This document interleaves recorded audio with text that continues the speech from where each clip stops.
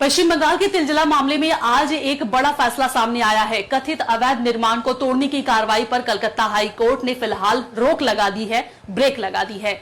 High court ने कहा है कि अगर कोई निर्माण अवैध भी हो तब भी उसे तोड़ने से पहले कानून के सभी नियमों का पालन करना काफी जरूरी है। जस्टिस राजा बसु चौधरी की बेंच ने 22 मई तक मौजूदा स्थिति बनाए रखने का आदेश दिया है, यानी अभी उस निर्माण पर कोई भी तोड़फोड़ नहीं की जाएगी। दरअसल 12 मई को आग लगने की घटना के बाद राज्य सरकार ने सभी रिपोर्ट में उस निर्माण को अवैध बताया था। इसके बाद प्रशासन ने उसे तोड़ना शुरू कर दिया था, लेकिन निर्माण मालिक और व्यवसायी ने इस कार्रवाई को हाईकोर्ट में चुनौती दी है। उनका कहना है कि बिना पूरी कानूनी प्रक्रिया अपनाए डिमोलिशन शुरू किया गया है।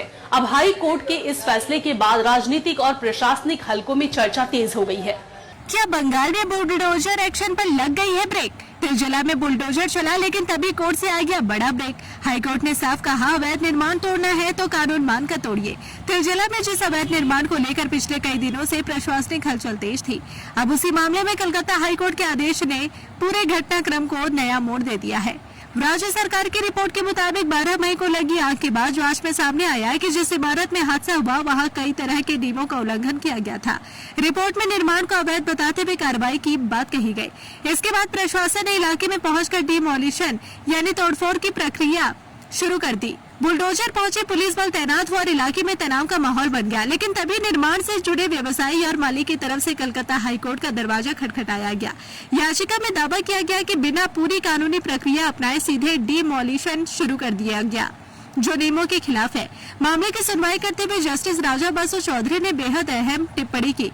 कोर्ट ने कहा कि अगर कोई निर्माण अवैध है तब भी प्रशासन को कानून के दायरे में रहकर ही कार्रवाई करनी होगी। कोर्ट ने यह भी कहा कि कानून हाथ में लेकर या जल्दबाजी में की गई कार्रवाई उचित नहीं मानी जा सकती। फिलहाल हाईकोर्ट ने 22 मई तक यथास्थिति बनाए रखने का आदेश दिया है, यानी अगली सुनवाई तक न तो निर्माण को तोड़ा जाएगा और न ही वहां किसी तरह की नई कार्रवाई की जाएगी। इस फैसले के बाद अब प्रशासनिक अधिकारियों के सामने भी कई सवाल खड़े हो गए हैं, क्योंकि अगर राज्य सरकार खुद किसी निर्माण को अवैध बता रही है तो फिर क्या डिमोलिशन से पहले पूरी प्रक्रिया अपनाई गई थी?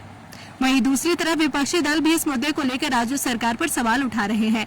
उनका कहना है कि कानून का पालन हर हाल में होना चाहिए, चाहे मामला किसी भी व्यक्ति या इलाके से जुड़ा क्यों न हो। हालांकि राज्य सरकार का पक्ष है कि सुरक्षा नियमों के उल्लंघन को देखते हुए कार्रवाई जरूरी थी। तिलजला का यह मामला अब सिर्फ एक अवैध निर्माण का मुद्दा नहीं रह गया, बल्कि यह प्रशासनिक प्रक्रिया, कानूनी अधिकार और सरकारी कार्रवाई के तौर तरीकों पर भी बड़ा सवाल बन चुका है।